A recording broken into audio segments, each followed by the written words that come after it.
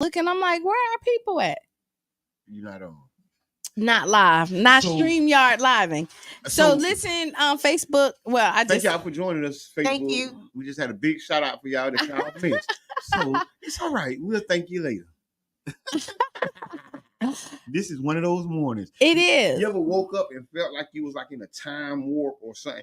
This is what happens after the solar eclipse. See, when I got my superpowers, some people lost theirs.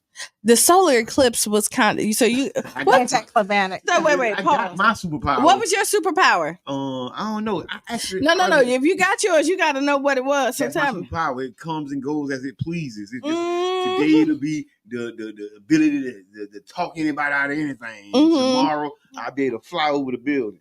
So every day my superpower changes. So keep up with me, and I'll let you know what my next superpower will be. Gotcha.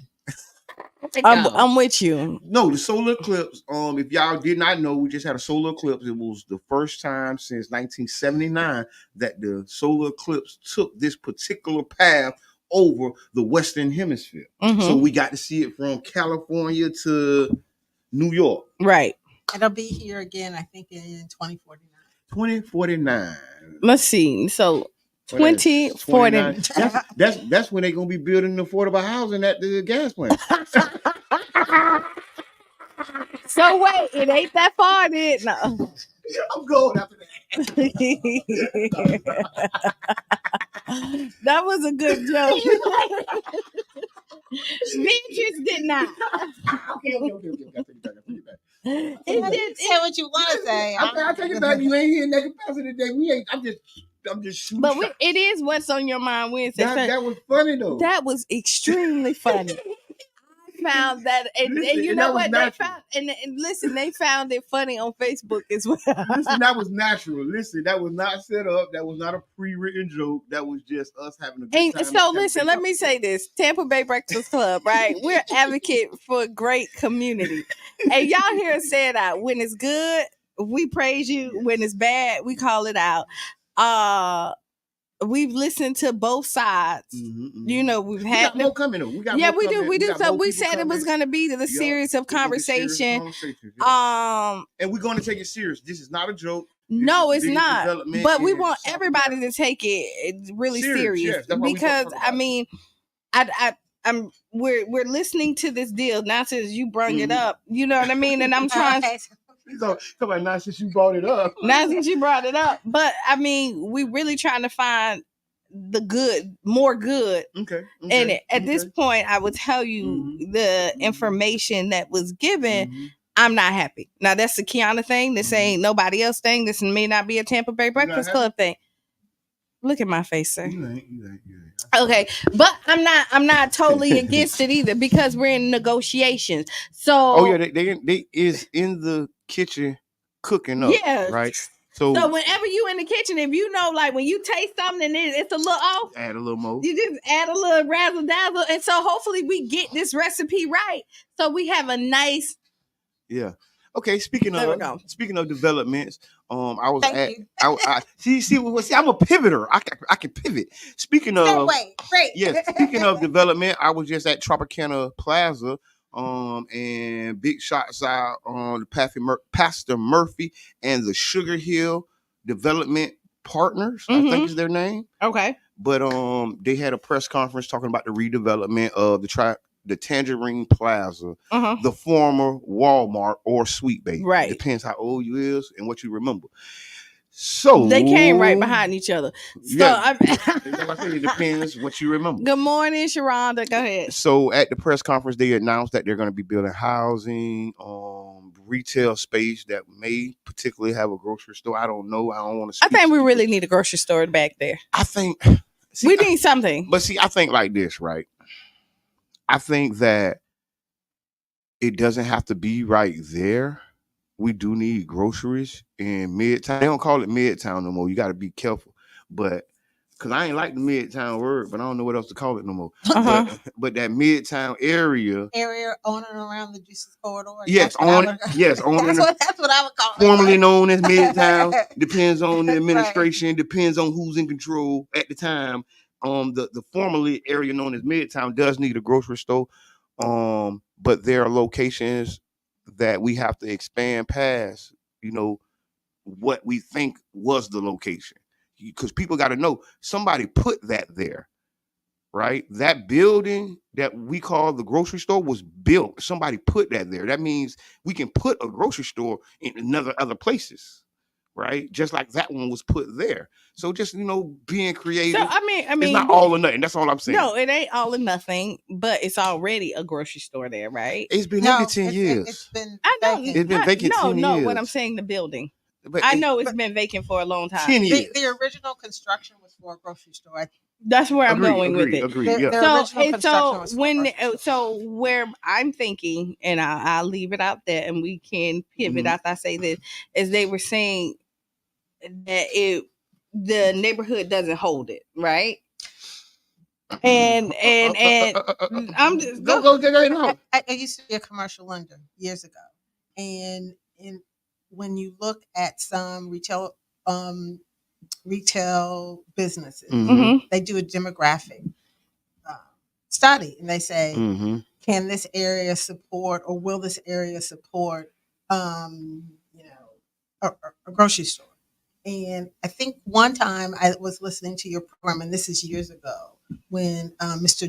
Larry Newsom, and he was part of that initial group, yeah, that put in the grocery store. And, and what he said was, and I'm praying my memory's not failing me, is that when they initially put in that grocery store, when it was the Sweet Bay, there were not other grocery stores that were close. It wasn't like right now. Walmart on 34th and the Walmart on 34th. And those two Publix weren't there either. So that changed the market demographic because now if you had people who were maybe 5 miles out that were coming to that grocery store, and then you put one that's a mile closer or 2 miles closer, it takes the money from that grocery store. And so store. when we have this conversation about a grocery store, to not include that kind of information, I think it's disingenuous to people who are trying to make a decision. So the landscape changed. Yeah, and so I hear when you had no grocery stores, then that spot was like a and spot. Now you have 4 more. And that spot ain't the same spot it was when the building was built. That's correct. I like that perspective. So I think when we have the conversation, or when people talk about it, they can't discount the market, the surrounding, the external factors. We talk about the internal factors, but the external factors are important. Okay. And if you and again, if for someone who's listening who may want to check that, find out when the Publix on 2nd and 2nd was built, the Publix on First Avenue South and MLK was built, and the 2 Walmarts. Were they before or after Sweet Bay? I think they were all after. And I thank you for that perspective, because I think the Walmart was there, but not the other Publix. I don't think Walmart was being built. Walmart got built in that process. Sweet Bay was there before all of them. The Walmart on First? On both Walmarts. No. The other Walmart was there. The other Walmart been there for a while. No, I mean, but if we look at over 10 years, that place been closed 10 years. Yeah, but no, the first Walmart. My point is, let's not talk about it until we have the data and information. The data and information. And so I like that. And I like the way that you said that, internal and external. So speaking about internal, what brings you in today? Jabbar is doing well with his segue. So today I'm here to talk about workshops at the Sanderlin Center. Okay. About in January, Celeste Collins, who is Dr. Celeste Collins, who is the executive director of the Sanderlin Center, Dr. Collins came in, to talk about all the things that were going on in the Sanderlin Center. And at that time, I was part of the committee. We had started a series of 4 workshops to talk about the redevelopment of the community. When we talk about redevelopment, oftentimes what happens is that the people who live in the community sometimes are the last to know. If you're a developer, or if you follow development, there are people who already know what's going to happen 6 or 7 years from now, because they check planning, and that's a whole industry that goes and looks at what's going on or what's coming up, and do I want to move there? And so Sanderlin Center has started to make. They started the process of redeveloping their property. And what if we look at the real estate cycle, when you have a big construction project, it automatically inflates the real estate values of especially in residential areas, because now there are more assets that people have access to. Okay. Similar to when Sanderland IB started, you saw more people moving into the neighborhood because then they could have their children go to that school. And so that's like a whole real estate process. And I was happy to hear that you'll have the realtors. No, it's not is it Qiana? Oh, you talking about this weekend? Yes. Yes, the wealth the realist. They can talk about the real estate cycle and the development cycle a little better than I can. Okay. But what Dr. Collins wanted to do was make sure that the neighborhood was informed about what was coming, so that when people got calls about, do you want to sell your house, that they understood what was being asked of them. Because the real estate values they typically don't go up until it gets closer to construction. But what she didn't want to do was gentrify the neighborhood. So for the last four, April 18th is the last of 4 workshops, and the property workshops. And so on this one, April 18th, it's Should You Stay or Move Away? Property Value and a Financial Literacy Expo at the Sanderland Center. And they have now what they call Thriving Thursday. So there'll be resources out in front of the building. This workshop is from 6 to 7. But again, it's a series of workshops to educate the community about what happens when you have a major construction project to your neighborhood. I used to work on 22nd Street, and so I know what happens when the projects start coming into your neighborhood, and if the community is aware of what's coming, then it's like, don't sell your house. You know, if we think about real estate values now, if you bought a house 10 years ago for $60,000, that home right now on the property value may be 300, 190, 210. Where at? No, that's right. Yeah, it's tough around here. But it's just somewhere around there. But someone may say, "Oh, my mortgage is now like $50,000, and I can sell my house for $190. Then I have $140,000 to put down on another house." What we also have to factor in is, where can you go? The people who sell their homes typically are moving out of the area because you realize, okay, I have all this money, now I can buy a house across the street. No, you can't. Well, no, I mean, if you do all that, I mean, if you had a low mortgage and now you get, I'm getting to get all this money, you find what you can buy. The purchasing power has been decreased, and you're gonna get something smaller if you stay here. But listen, it's a very diminished purchasing power, because the reality is, depending on who you sell, how you sell, and what you sell, the reality is, it's hard to get enough to get what you need.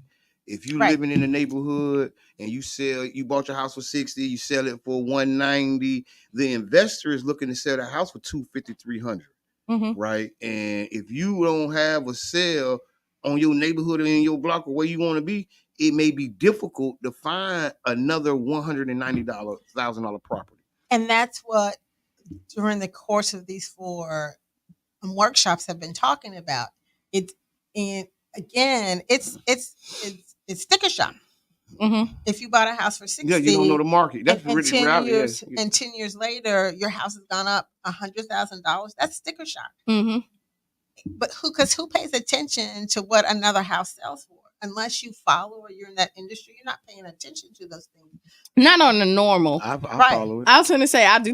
I mean, but we're a little different. I will tell you. I pay attention. Like, when you look at it, because I know whenever houses go up in our neighborhood for sale, the first thing is we trying to figure out what they selling it for. And can we buy? I can remember probably in 2017 there was a workshop, a real property workshop at the SBC Jamerson Center. There was community people who were on the panel, and so these conversations have been going on for a long time. And some people, you all obviously pay attention to that, and The goal is to make sure people are aware of what happens when you have a big project coming to your neighborhood, and you say, well, we're all going to sell the house and split it up. Why? If you live somewhere that historically didn't have a lot of resources, now you have a lot of resources because all these things are being built in the community that you lived in. And sometimes we forget prior to or right around Good morning, Tiffany. Beginning of integration, the neighborhoods were self-sustaining anyway.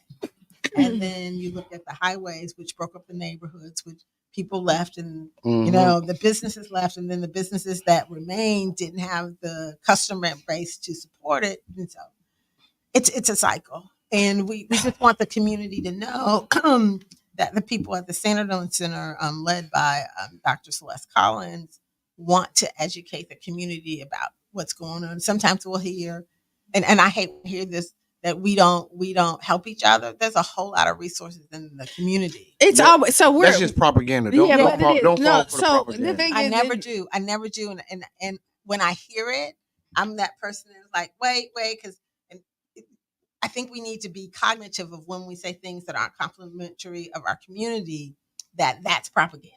It's not. We St. Pete. One thing is resource rich. Yes, right.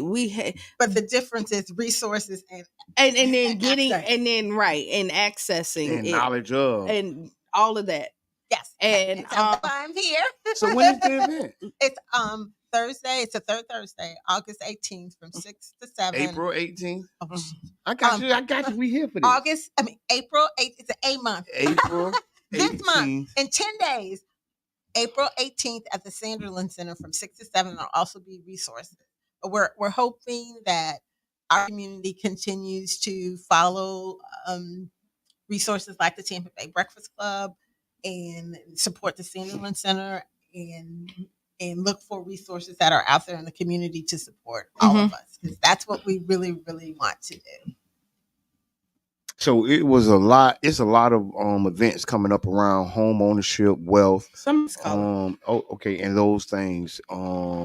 So I definitely want to thank you, V, and Sanderson Center, Dr. Loretta. Yeah. Because caller. Introduce yourself.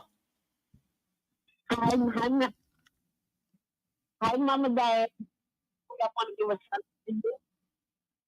We can't say that again. You broke up. Oh, my name is LaTanya. I want to give a shout out to Sister Hughes. Oh, thank you so much. Oh, okay. Sister Hughes, lose your shoes and shout all around the room. She'll be on in about 30 minutes. About 30 minutes, Sister Hughes will be on. Thank you so much. Can you tell her to get a shout out to LaTanya Simmons? All right, thank you, Miss Simmons. Thank you for the call. Have a great day. All right. So, and as we're talking about, right now we got Beatrice on, and we're talking about the upcoming project that will potentially change a community. And they're having meetings, Thrive Thursdays, and they're going to be talking about the changes that may be happening, so you will be informed. You can make some good decisions about your property, on whether to retain it, whether to sell it, and so you can know your property values. Y'all had a meeting like that, teaching people about their property values, teaching people about. There was a series of 4 workshops that were all focused on the project and how it would impact the community, and the whole goal was to educate the neighbors around it. And they're being really good. We believe that's what good neighbors do. All right. We're rebuilding our building, and we want everybody to know what we're doing. And this is information, and you decide what you would like to do. But it's great to have people who want to share the information so that our community gets everything that the community is knowledgeable, because one thing we do know is that everybody's getting text message, phone calls. By now you see the bill, you see the what's the names in the neighborhood, about bills, everything. You're seeing everything. About now, you sell your house, we'll do it all. Like, buy as is, we'll give you the offer of the lifetime. Oh, you can stay in your house and and rent it. But this is the thing that we got to understand, and I'm glad these series have been going on, and there are a couple more series coming up this weekend, next weekend. We'll talk about some more of the events around the wealth of our community, building wealth in our community, retaining wealth. Yes. A lot of times these people are not getting those calls. A lot of times this is Big Mama's house, and Big Mama, God forbid, passed, and then nephew, cousin, and auntie got the house now. And they don't know. They haven't been getting these calls. They don't know how hot the property area is. And a lot of times we make decisions, and I hate to say this, but investors take advantage of people that don't have the information. I'm going to stop you there. So somebody got the phone call. Somebody got the phone call. That's a sales tax. That's the sales tax. Right. Tactic. So we won't call it they take advantage. That's a sales tax. But I'm a community member. I'm not representing business interests right now. I'm representing the community, and it's taking advantage of the community. Because what happened, you don't get what you don't get what you're worth. But if your property is worth 200 and they give you 60, you got taken advantage of. Right. And what they do know is that you have a community that is starving. Right. And so who has never had a lump sum of $50,000 in their bank account. So to them, they done hit jackpot, winning, and they know this. And so they prey on that you're that person that they can do it, and they can give you $60,000 for something that's worth $275. Right. And so we want people to be educated and knowledgeable. So if you decide to sell, because we're not making you sell, but if you are deciding to sell, you know how to have the tools properly to make sure that you're not on the bottom end of this deal. And that when you walk away, you're going to get every penny you need, want, and deserve. Thank you. We're not against real estate transactions and people benefiting from the equity that may be in their home, or transferring their generational wealth to other family members, or having strategic plans about your wealth. We're not against that. We're not against realtors. We're not against the Realtors Association. We're not against developers.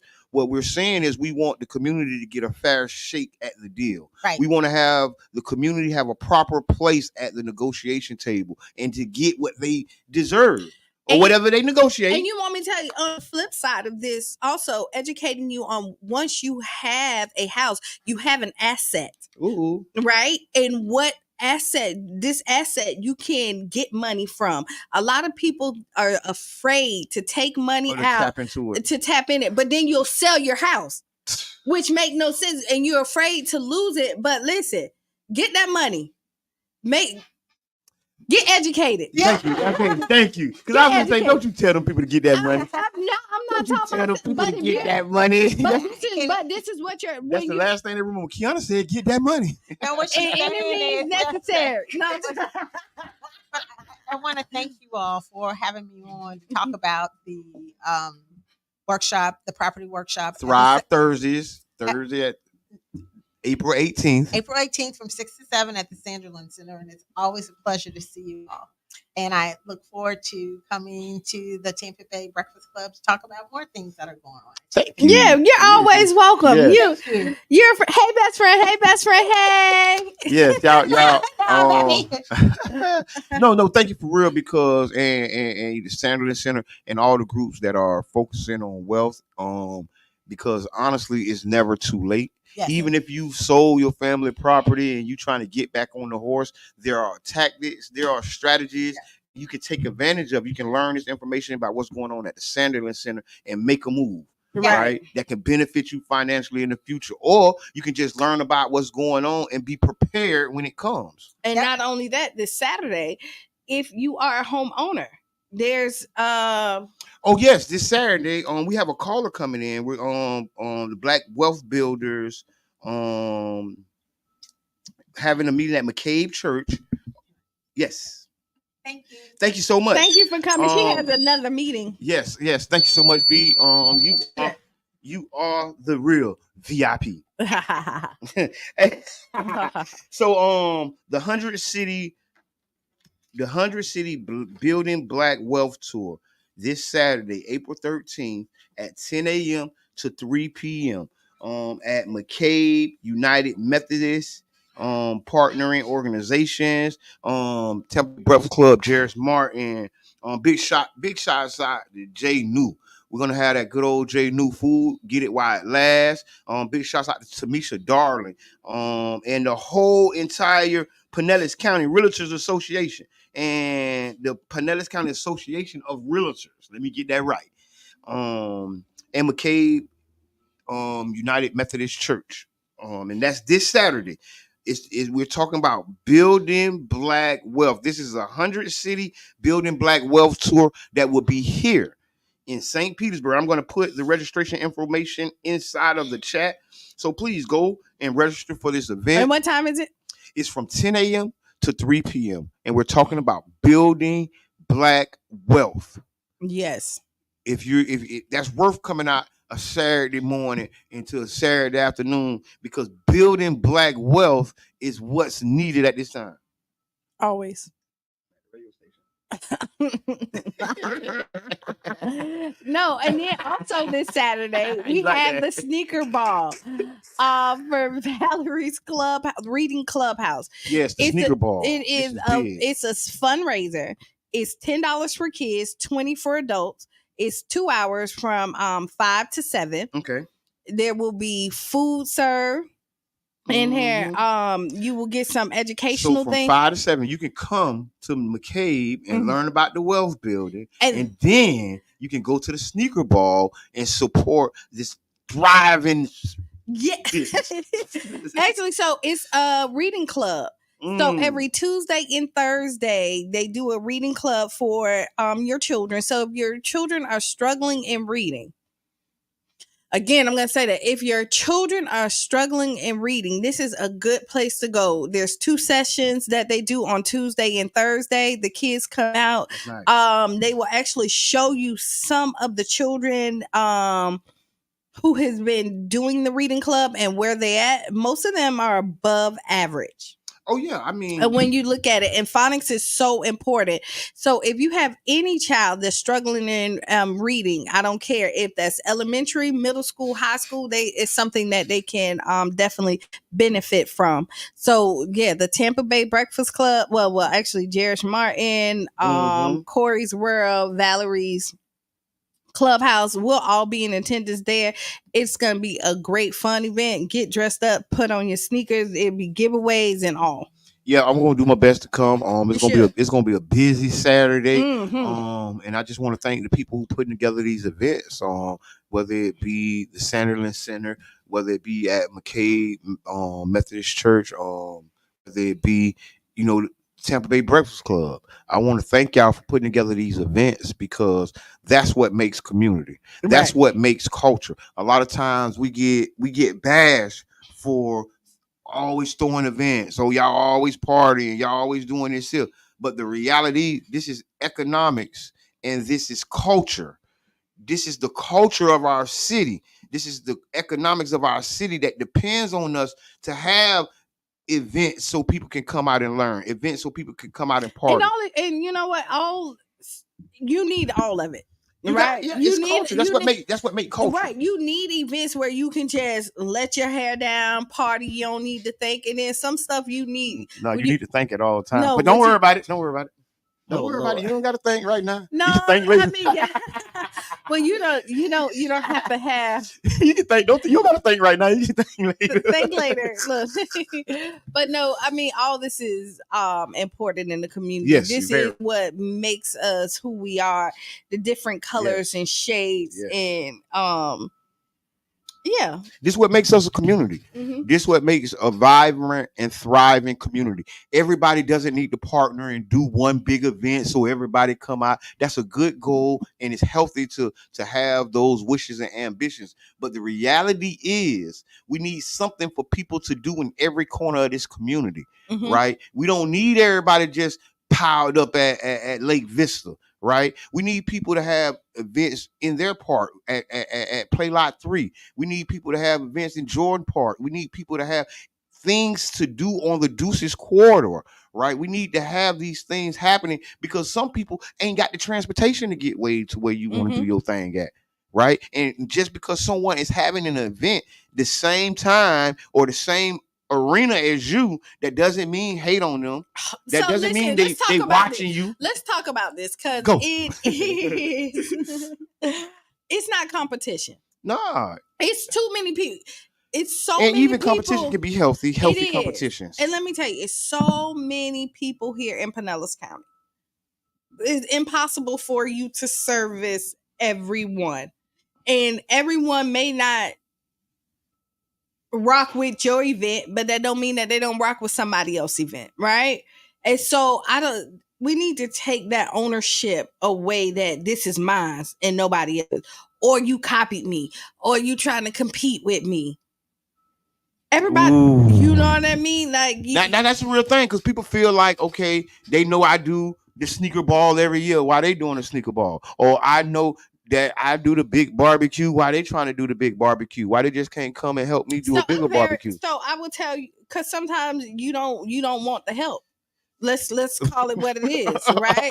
When you say that, some people, I don't want your help, and so I offered my help and you didn't want it, so I just did my own, and it had nothing to do with you per se, because I did try to partner with you. Now these are just different assets. Yeah. You know, parts of, yeah. And when you're looking at it, and sometimes my crowd may be different than your crowd. So big shots out to Dan.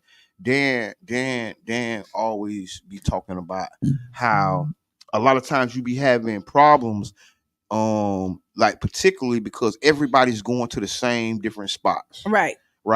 And the person who would have stayed in their neighborhood and would have had a good time goes to another neighborhood and may find beef.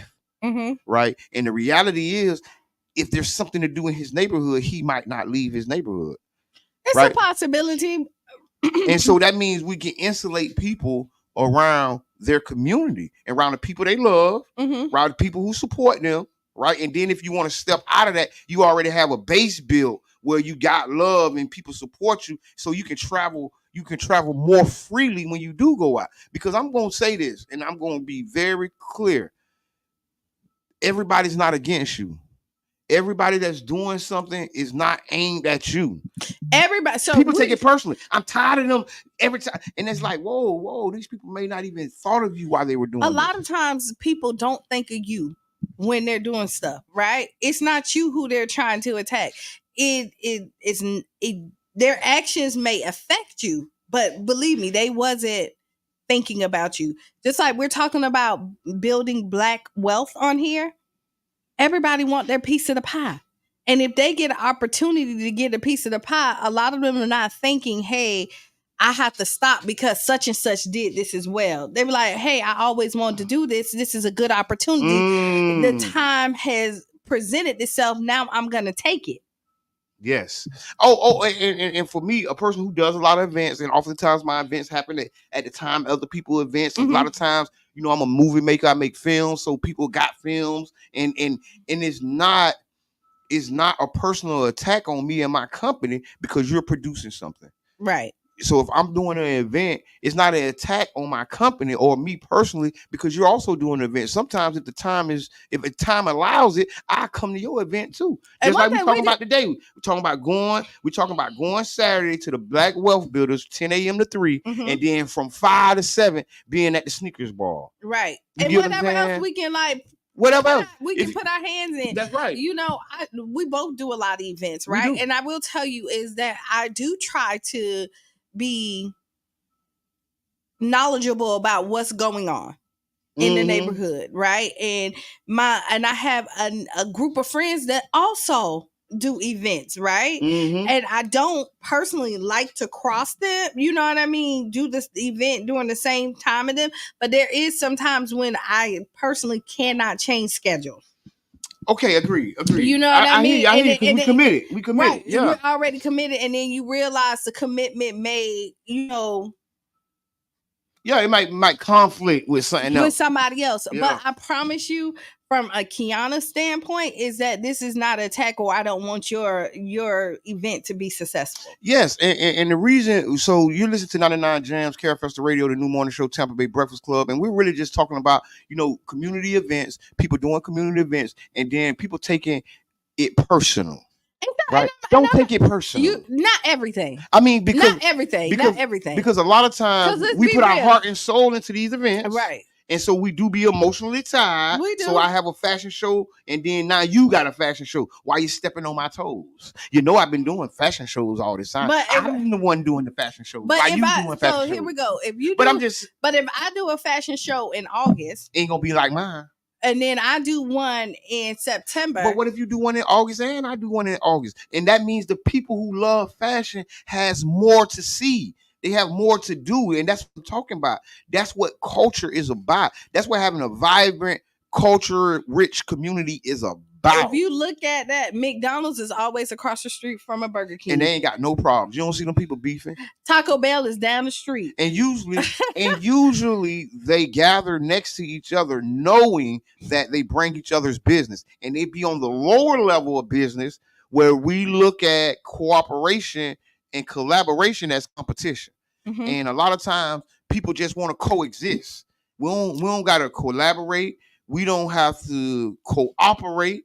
All we really have to do is coexist in this space together. And then guess what? Relationships will grow. And then one day y'all might do y'all event together and have the biggest event in 3 counties. And as you should. And I mean, honestly, nobody can do it all. Nobody can do it all by themselves. I mean, I see some great promoters out here. There be some really amazing events, great events. And honestly, if somebody look at your event and then try to do it, that's a compliment. Mm-hmm. That is a compliment. That means that you did something worth that somebody want to repeat. That speaks volumes on you, promoter, that somebody else want to go ahead and replicate what you did or try to. You know what I mean? So take it as a compliment and not a competition, because regardless if y'all doing the same thing, nobody can duplicate you. You're always going to put your own spin to it.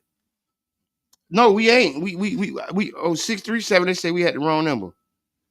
2416 is the number. And listen, I'm gonna be so honest and transparent about this at this point. The community oftentimes has problems with each other, whether it's an event, whether it's just personalities or businesses or whatever.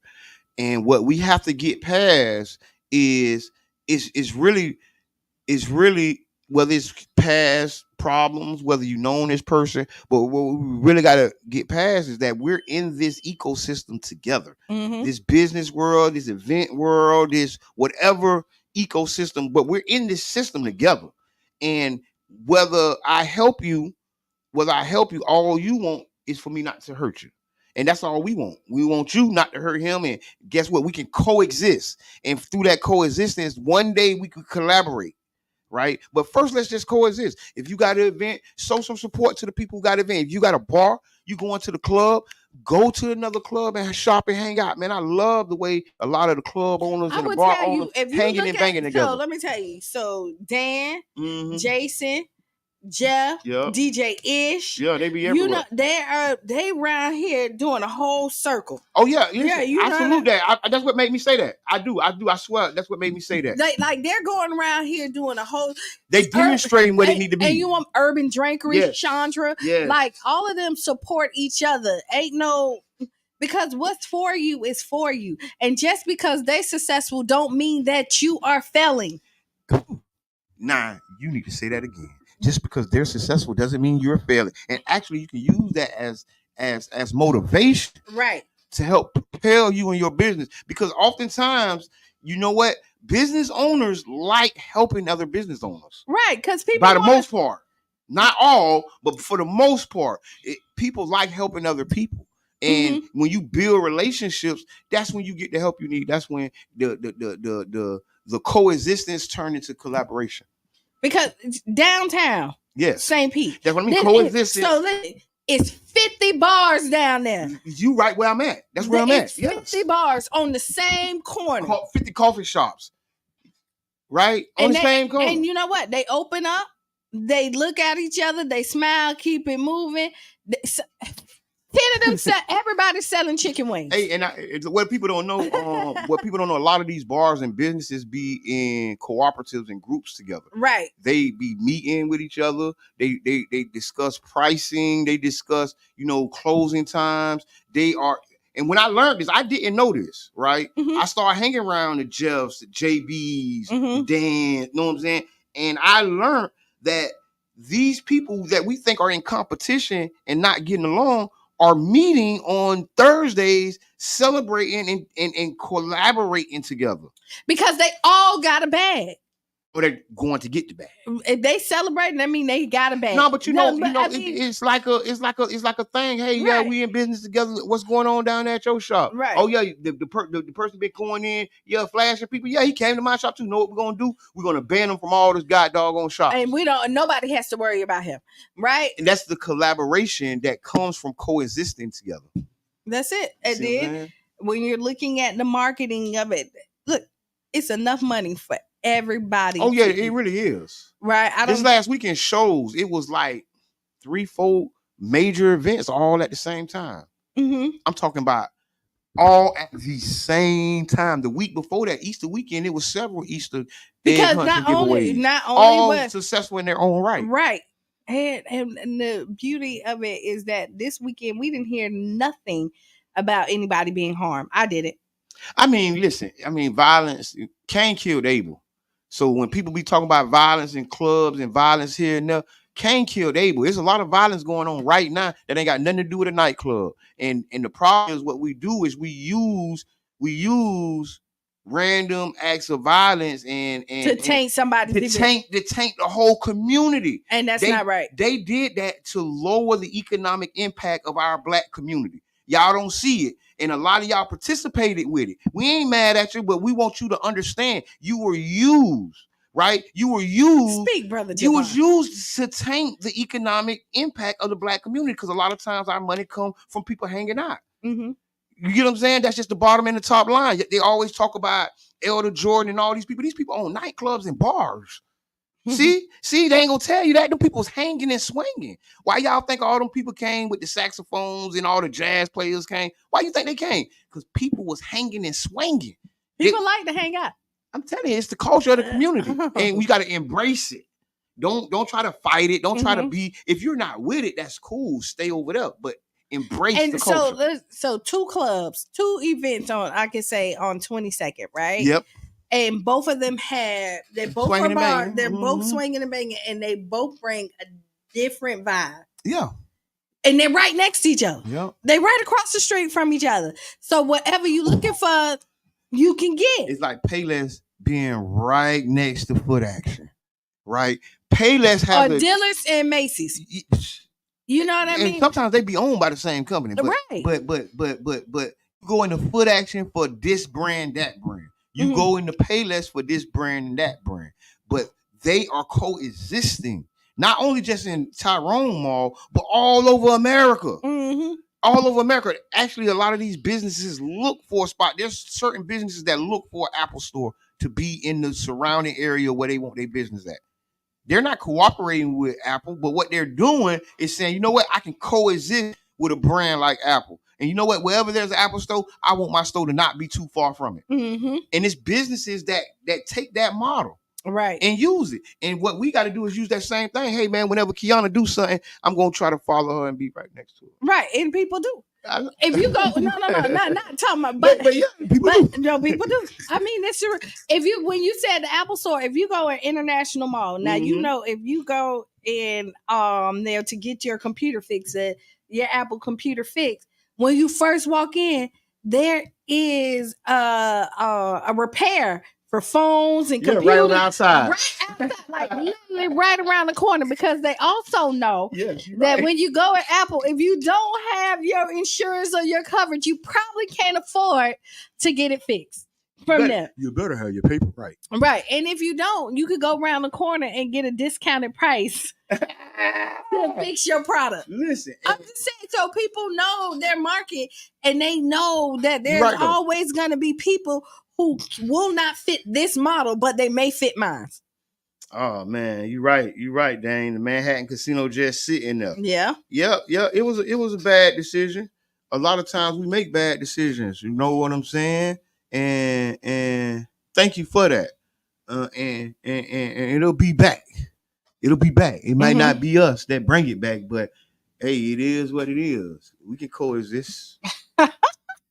Yeah. Yubi says building black wealth, McCabe United Methodist Church, 2800 26th Avenue South, April 13th, this Saturday, 10 a.m. to 3 p.m. Thank you for that, brother. Teresa Jones says knowledge is power in any and every instance. Yes, ma'am. Salute. One comment says we as a community have to do better. If we want to better our community, the community ruined the grocery store that were there, and that's why they did not last. I had family that worked the last. I want to say, a lot of people have the misconception that those stores closed because of theft.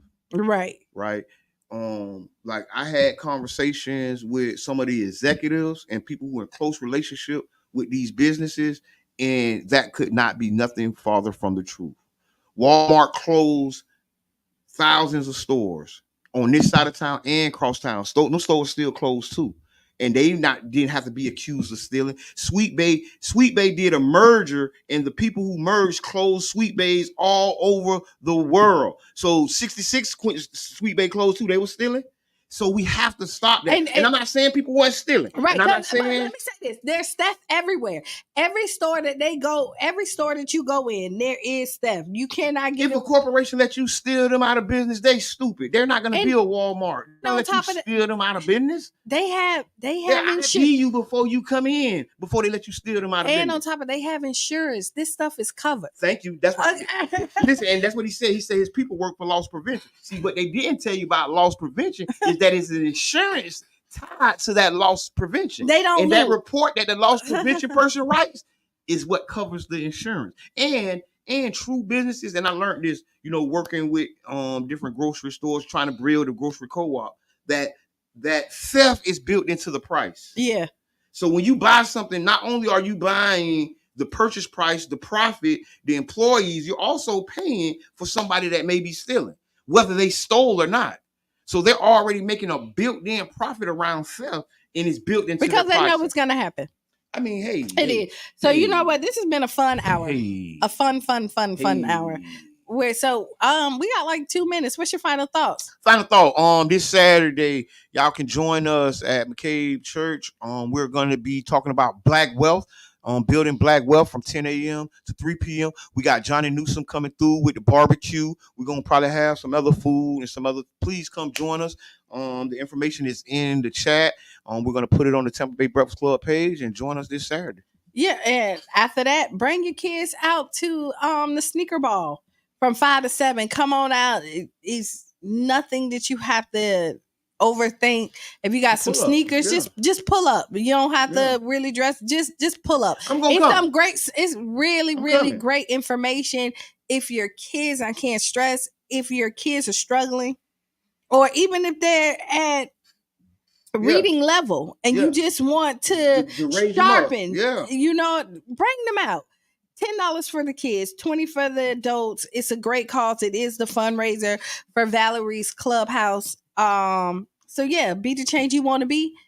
Write down those 5 things that make you smile and giggle, and stay tuned for Sister Hughes. Lose your shoes and shout all around the room. Yes, and this has been the Tampa Bay Breakfast Club. I am Qiana. And I'm the one and only Mr. Edmond. And we're out.